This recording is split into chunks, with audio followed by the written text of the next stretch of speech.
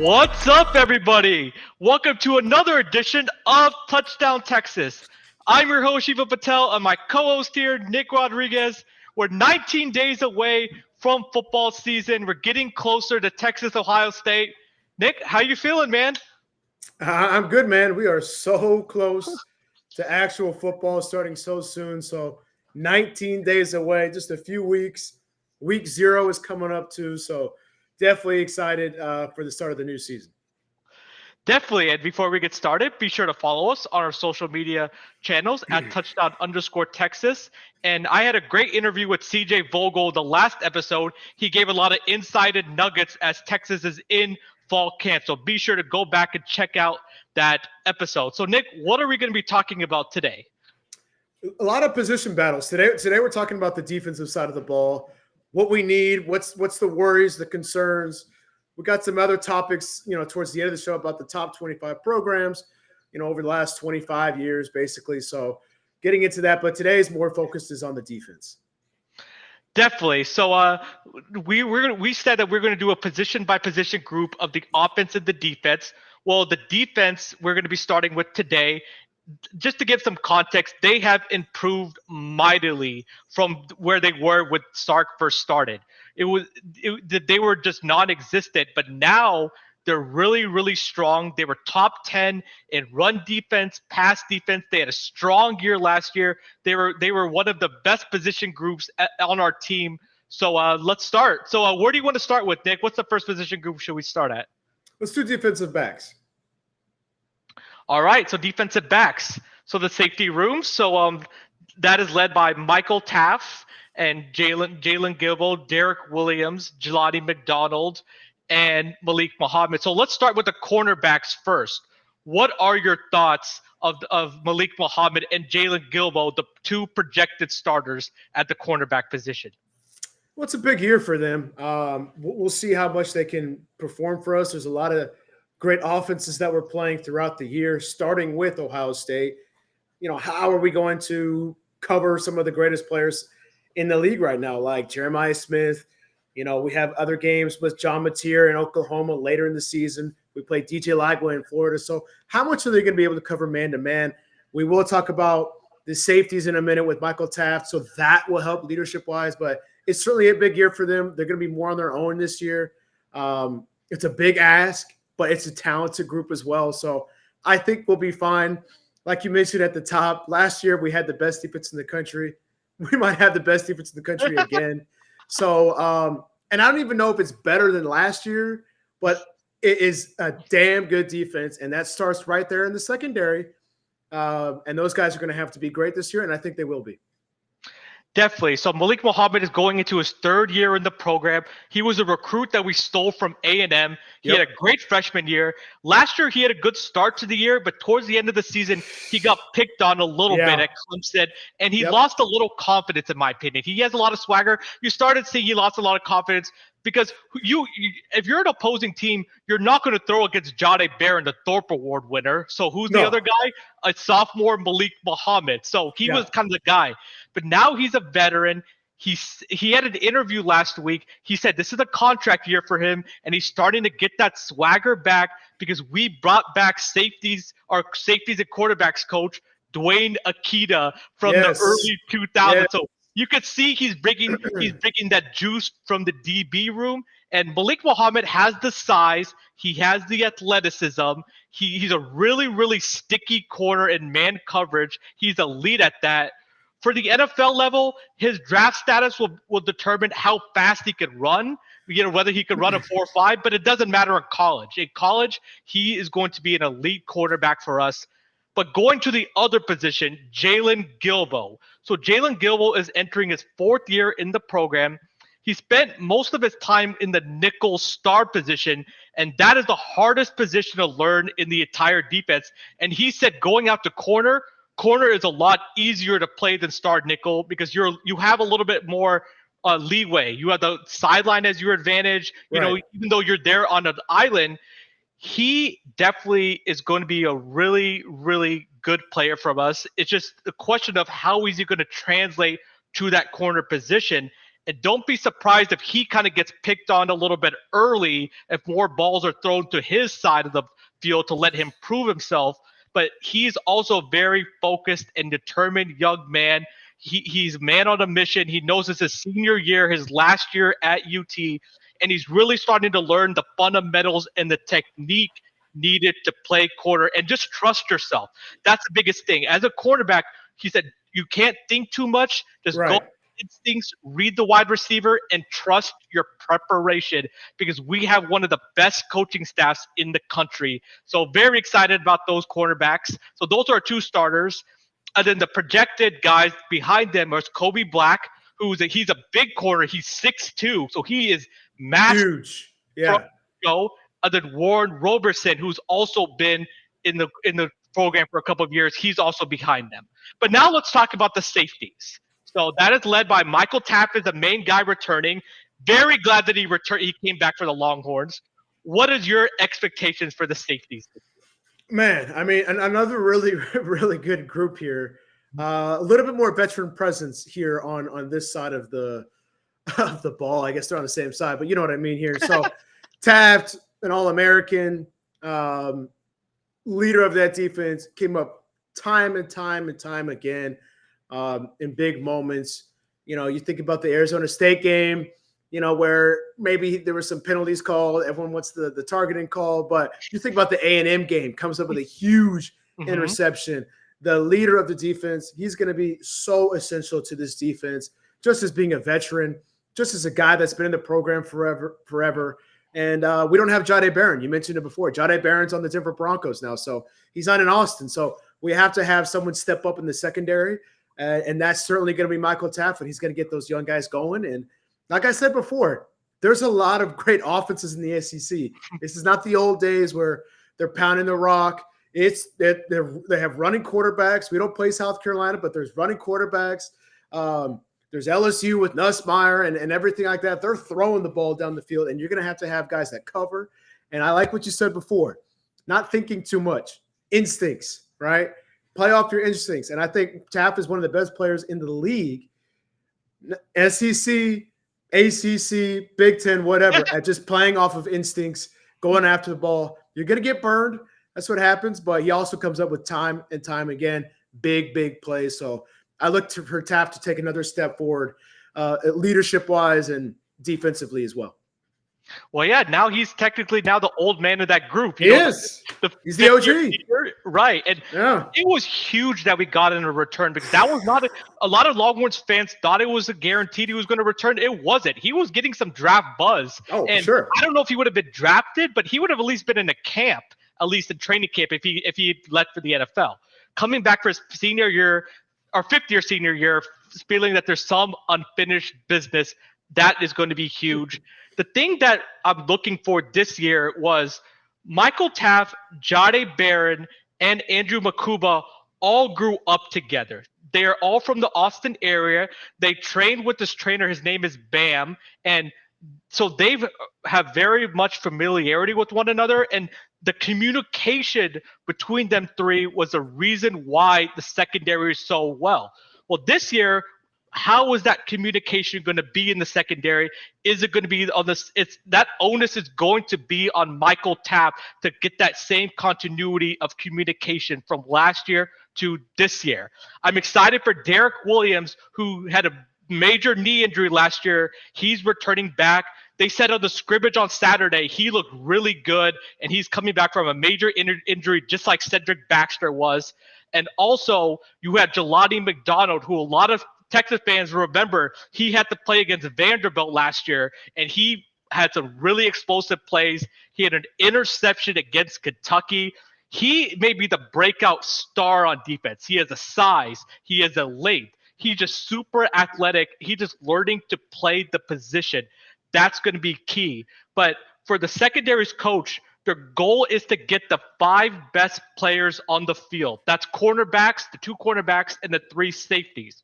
Well, to do that, we know it's going to be Malik Muhammad and Jalen Gilmore. Those guys are guaranteed. Well, in the safeties, I believe it's going to be Michael Tapp is going to go to the nickel and star because he's been playing that area. And then it's going to be Jelani McDonald and Derek Williams, actual safeties. Those guys are very interchangeable.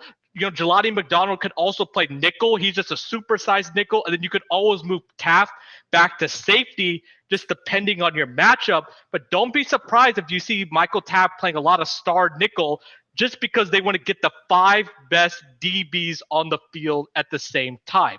And so I'm very excited for this group.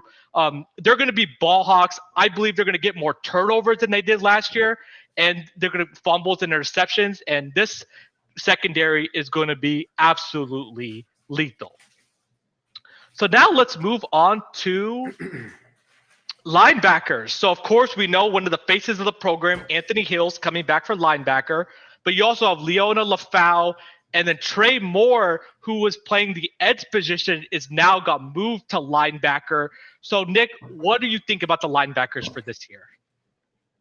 I mean, to me, this is really the heart and soul of the defense right here, because you have Anthony Hill, we got Colin Simmons, 2 mean, aggressive players. We've also hit the portal. We have a player from Arkansas who will be playing here as well. So Sark has hit the portal in such a way where it wasn't even filling holes. It was filling guys that went to the draft. It's getting deeper, because if you're going to make a run to the Final Four, to the championship, to the SEC title, you're going to have to be deep. Guys are going to get hurt. Guys are going to get tired during the game.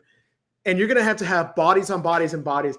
And I think these 2 linebackers, you talk about Anthony Hill, you talk about Colin Simmons, those are some of the most ferocious guys in the SEC, and they will get after you. They will cover. They'll get the running back. And it's just another year of experience for these guys. One of them will be leaving us very soon. So we get one more year with Mr. Hill. But, man, is this going to be awesome to get another year of these 2 kamikazes just coming at the quarterback and getting after it.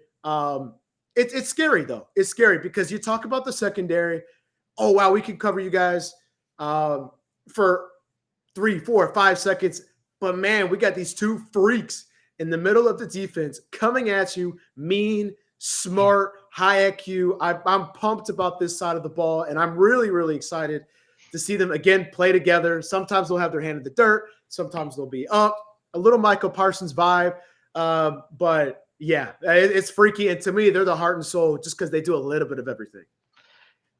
They are the heart and soul. And Anthony Hill's going to be – especially Anthony Hill. Yeah. He's going to be projected to have a monster junior year, and he's even more playing a little bit more on the edge. So we'll get to the edge, the edge position in a few minutes. If he can play the edge and linebacker position, he could actually be like a top 10 pick instead of like a top 17 to 20 pick. Like, he could really make himself very valuable. Anthony Hill is a tackling machine. He's a heart and soul of our program. He bleeds Bird Orts. He's another guy, by the way, just to take a dig at Aggies fans. We flipped him from A&M. A&M could have definitely used Anthony Hill, but they said deep down he always wanted to be a Longhorn, and he committed to A&M, but we have no hard feelings. He's in the right shade of orange as it's okay. a Longhorn. Yeah, it's all right. Forgiven. And he is awesome. Like, he can play the run. He's getting better in pass coverage, which is insane. Yes. Plays sideline to sideline. When he hits you, that guy goes down. Like, it's just painful. And he has a knack for the ball. He's gotten some interceptions and fumble recoveries. He's always around the ball, is at the right place at the right time.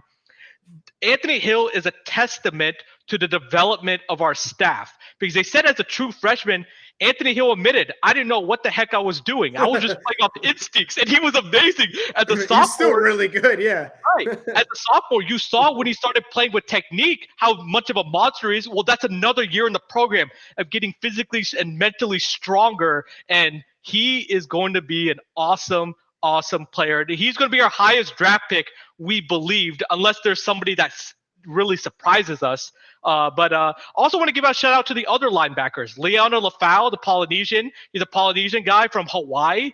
He is starting to gain a little bit of weight, getting a little bit more stronger. He is the second guy with Anthony Hill when they're playing in a nickel defense. But then when we're in a base defense with 3 linebackers, then we bring up Trey Moore, who, like I said, is moving from edge rusher position to the linebacker position. So imagine if you're in a base defense having to go against Anthony Hill, LaFau, and Trey Moore. Good luck. Good luck. Nobody's gonna be running on this Texas team at all because they're run stuffers and they can play in coverage. Another shout out I want to give to is Anthony Smith. He's a young, true sophomore player that we also flipped from A&M. You're starting to see a theme a little bit over here from Jasper, Texas. Sark really likes his ceiling. It's just that he's just behind these other studs. So he's like that cake in the oven that's just waiting to get baked, still in the oven. And once it comes out, it's going to be delicious, but you have to wait a little bit, Longhorns fans. So I just want to emphasize there's going to be no drop off when Anthony Hill leaves, because you're still going to have a senior LaFau and you're going to have Anthony Smith. So that is the linebackers position. And now let's go to the edge position. So this is my favorite position group on the Texas Longhorns because I think we're the deepest at this position. Colin Simmons is going to play the buck, and Ethan Burke is going to play the jack. Nick, do you think Colin Simmons is going to be an absolute monster this year, terrorizing defenses? I mean, monster season. Quarterbacks are already having nightmares about what they have to face. Trey Moore in that more linebacker position, throwing people down to the ground like a mammoth that he is. But no, Colin Simmons, like I already said before, is just a freak, just athletically gifted. It's almost unfair. We get him, we get Trey Moore, we get Anthony Burke, we get Anthony Hill on the same squad playing together at the same time. And they, like you said, development, getting stronger, getting better, not just playing off of instinct, which is impressive enough, but I actually know what I'm doing here. I actually know the roles of the offense and what I'm supposed to be looking at here. So it's going to be unreal. Ethan Burke, right? I cannot wait to see what he does. He had such a great impact on that defense last year. 2 plays stuck out on those 4th and goals. He had a huge tackle against A&M right at the end of the game. I believe he was in the mud when it came to the Clemson game when they were trying to score. He was involved. So this is huge. You mentioned like no one's going to be running the ball on us. That was a huge strength for us last year. We had so much leverage getting through. We have a lot of transfers that are going to be fresh bodies. Kid from Purdue. We have that kid from Arkansas. So it's nice. And again, we're already deep at this position. It's just the rich keep getting richer. Definitely. So Colin Simmons had 9.5 sacks last year, and the new edges coach, Lyellen Clark, said that Colin Simmons left a lot of meat on the bone. He could have had even more sacks. That's crazy. It is. And Colin Simmons was just playing just strictly on athleticism. His off the ball feet quickness has to be the fastest I think I've ever seen. Like, he gets a jump on that lineman so fast. Just wait until we get the pass rushing moves. I said that in the last episode. He's learning how to get the pass rushing moves, counter pass rushing moves, how to use his physical strength to dominate defensive linemen. He is just scratching the surface on how good he's going to be. He's come in with a workman's mindset. He's treating this year like a year that he's going to get better because he knows he's going to be in the NFL in 2 years. Luckily, we have him for 2 years. So he is a focused young man that knows what's in front of him, knows the impact that he has on this team. And him and Anthony Hill are very close because they're 2 DFW guys, Dallas Fort Worth guys. Anthony Hill playing in Denton Ryan and Colin Simmons playing in Duncanville, that have really become the faces of the defense for the Texas Longhorns. I'm glad you gave Ethan Burke some love because he was a guy that when we recruited him, he was a lacrosse player committed to Maryland. But then the night before signing day, I think it was like the midnight before signing day, we called him and we gave him a Texas offer. And him being from Westlake High School, he was like, yeah, I can't pass this down. I live 20 minutes away from campus. I can't pass this down. He is a huge player, 6'7", 83-inch wingspan. last year we did. Nick made a great point about all the plays that he made because he did not have the year that I don't think he wanted to have because we had Trey Moore in front of him. Yeah. But this is a testament to Ethan Burke for keeping his head down, staying focused, and continuing to work when the opportunities came against Clemson and A&M. He made the most out of those opportunities. And now with Trey Moore going to the linebacker position, him and Colin Simmons are going to be our starting edge rushers. So this is the year that he could put out some really good tape for the NFL because he's also going into his senior year, which is crazy. Some of these guys grow up so fast. I feel like it was just the other day he was a true freshman on campus, and now he's started his senior year. It's absolutely insane. I know. You're gonna be saying the same thing about Colin Simmons, in a couple of years. So I mean, yeah, like next year he'll be gone. Exactly. So Ethan Burke is a lunch pail guy that does things the right way on and off the field, one of the hardest working guys on the team, and he also has the skills. He's going to have a huge year. I want to talk about Brad Spence, the Arkansas transfer who Nick talked about. He's also going to be the edge rusher position. He is going to be behind Colin Simmons, but trust me, on third downs, you're going to be seeing a lot of. They might even put Brad Spence and Anthony and Colin Simmons on each side of the ball, and trying to meet at the quarterback. So Brad Spence is having a great fall practice. He's really flashing. He's making some plays in the running game. He's very physical. He's a very, very technician of a player. So he is going to be another player, another guy that's going to rush the passer because Nick, we can never have too many of those players. No, never. So now let's talk about the defensive tackle position. So this was a position that a lot of Texas fans were a little bit concerned about coming into the season because we lost a Jermaine Lole, a Bill Norton, an Alfred Collins, a Vernon Broughton. But what does Texas do? They go into the portal and get 5 defensive tackles. So we're showing right here Cole Brevard. So what do you think about this defensive tackle room? He did have to hit the portal. Sark have to hit the portal because a lot of guys are going to the NFL. We're still developing some younger guys. But I think one of the good things about this defense is when everything else is so extremely loaded and locked in, like you mentioned, the edge rushers, the linebackers, the secondary, you have a little bit more wiggle room to be able to do this sort of thing with the defensive tackles and not really take much of a step back. There's still a ton of talent right there. There's still a lot of guys that are coming in. There's a guy that came in from Purdue that will feed right into it. So there's not really a lot of holes here. They're just young, maybe a little inexperienced. A lot of guys went to the NFL, so Sark had to go into the portal and get some guys through the transfer. But everywhere else is so loaded and so cohesive that you can kind of make up for a little bit as these guys get their feet and as these guys get even stronger and ready to go. And you talk about a position on the defensive side that you can't have enough of. To me, it would either be corners because there's so many fast wide receivers and they get tired. And it's the big guys. It's the big uglies. It's the defensive tackles. You can never have too many of these guys, right? Take them out on third down. Someone goes in on fourth down, rotation. So I think we'll be fine. I'm not too worried. Yes, we have lost a lot in the last 2 years, but those guys are not transferring out for the most part. They're going to the NFL, right? So some of these guys just have to develop a little bit. We've had some major recruits that are coming in that are here. But Sark had to hit the portal. Everyone else is extremely strong.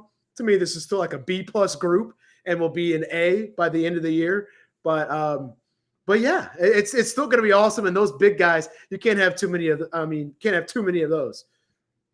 So some people are already making the case that this year's defensive tackle group can be even better than last year's, which is absolutely crazy to think because Alfred Collins was a 2nd-round pick and then Vernon Broughton was like a 3rd-round pick.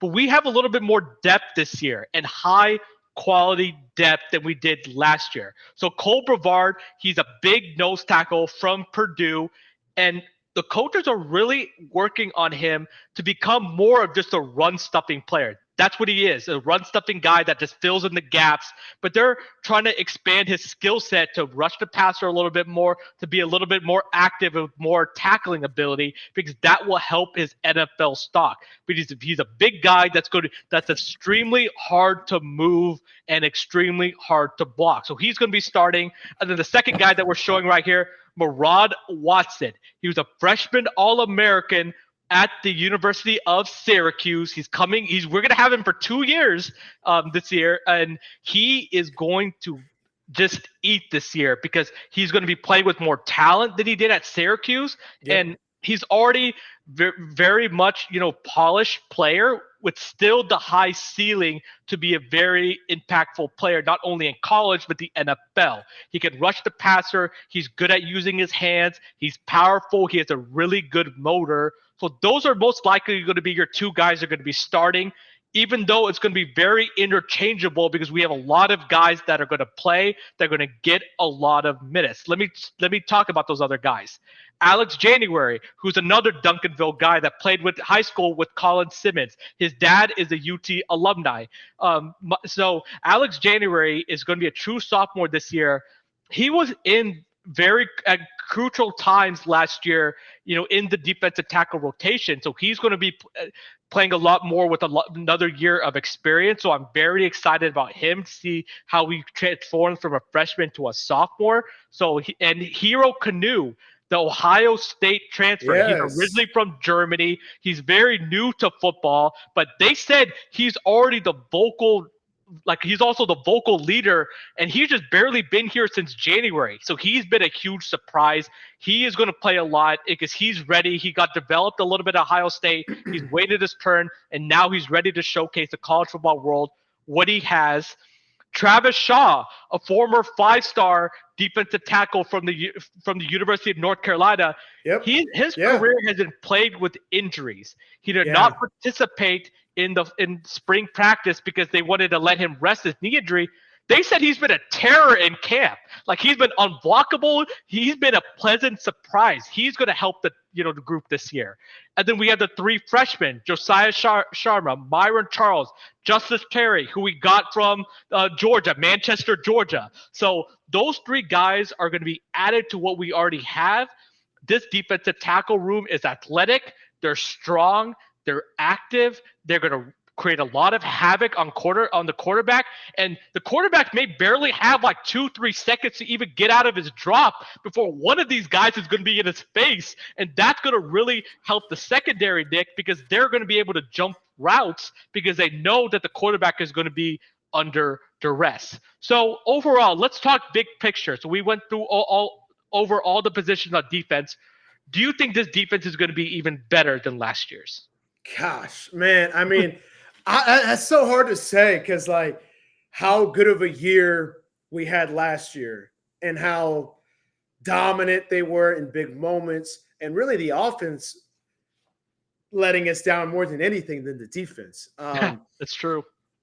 I'm going to hesitantly say no, but I'm going to have a caveat and say, one, is because we're playing a little bit more potent offenses.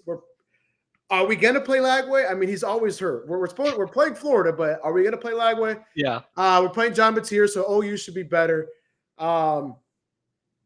We play Ohio State. That's better than Michigan. So what I'll say is this. I'll say this. At the beginning of the year, I don't think they're going to be the same as what we were last year at the beginning of the year. But I do think this defense will be better by the end of the year, and I think that's all that matters. We're going to be probably the second or first best defense in the SEC, which means we're going to have one of the best defenses in the country. We're having some big opponents this year, right? We play at Ohio State, like you said, in just a few weeks, right? Get these big boys ready. We play Florida just a few weeks after that.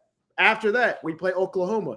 So there's a lot of big-time quarterbacks and receivers that we're going to be facing that we didn't really have to face as much as last year, so they will be tested. So they might be burned a little bit more this year than they were last year. I didn't even mention Georgia. We played Georgia at Georgia.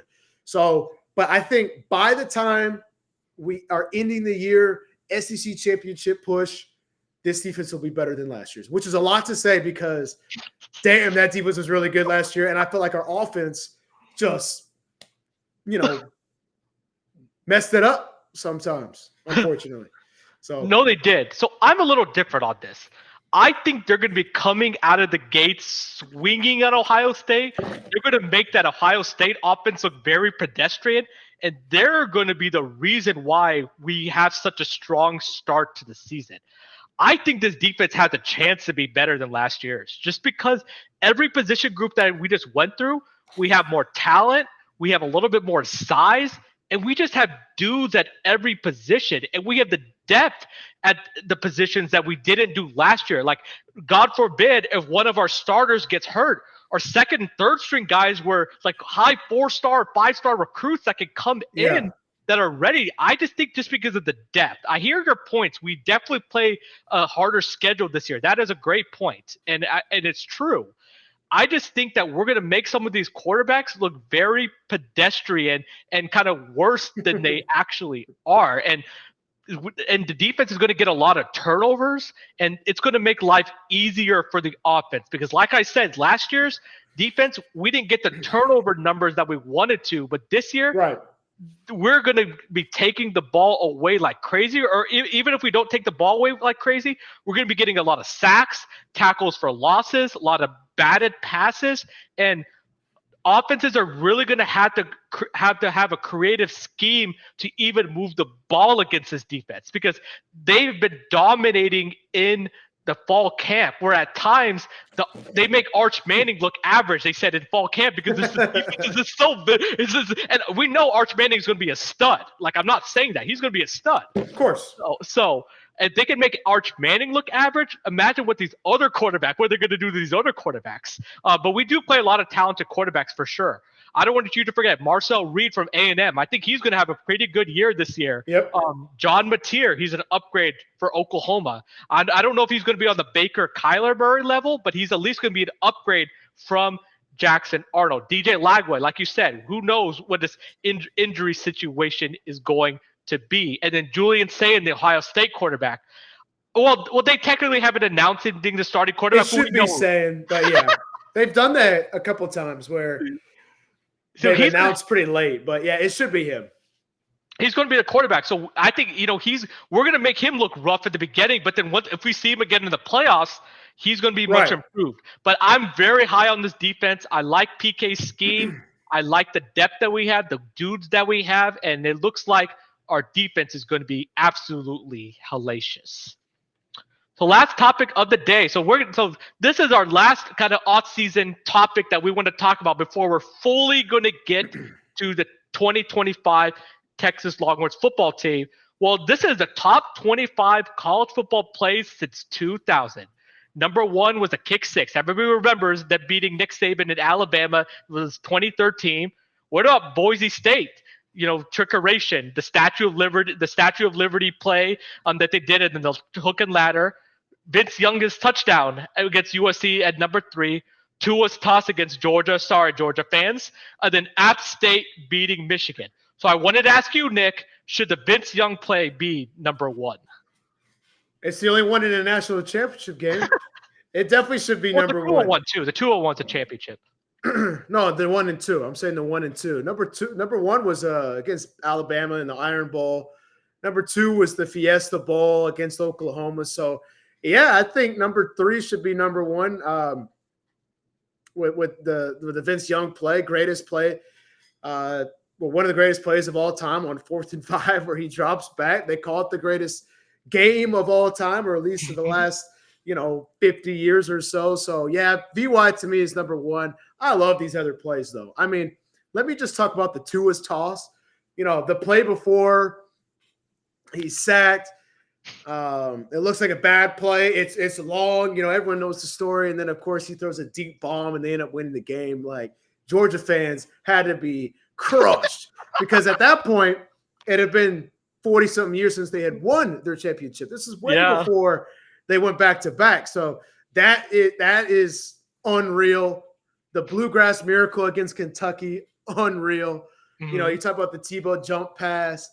One that I thought was fun that I wanted to talk about.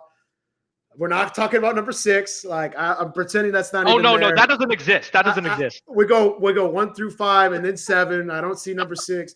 Reggie's on here a couple times, but the Reggie I want to talk about is the push against Notre Dame, right? Yeah. Like he gets pushed. They beat Notre Dame. Notre Dame was really good that year. Of course, USC was really good that year. Tons of controversy going into that game. And then the last one I'll bring up here, which is really fun and crazy, was the Jadeveon Clowney car wreck against Michigan. Little backstory. Terrible call where the kid fumbles it. I think it was like they called it like Michigan's ball. Bad call. Should have gone to Carolina. They run the ball the next play. He gets absolutely popped. I still don't think I've ever seen a player get popped like that. Ball comes out. Ball don't lie. Carolina ball. Carolina, I believe, wins the game. But these are just fun to look at and reminisce. Some of them happened to us. Some of them we did the thing too. But I still think VY should be number one. It's the greatest game of all time. So before I give my take, which one of these out of the top 10, or even do you think that is underrated play? You've talked about a few, but if you had to pick one, what is the most underrated play on this list? Wow. I mean, I think underrated just because it happened pretty recently. It's kind of the gravedigger. That 4th and 31 against Auburn. That was insane with Jalen Milroe at Auburn. Another crushing loss for Auburn fans. That one I feel like doesn't really get talked about that much.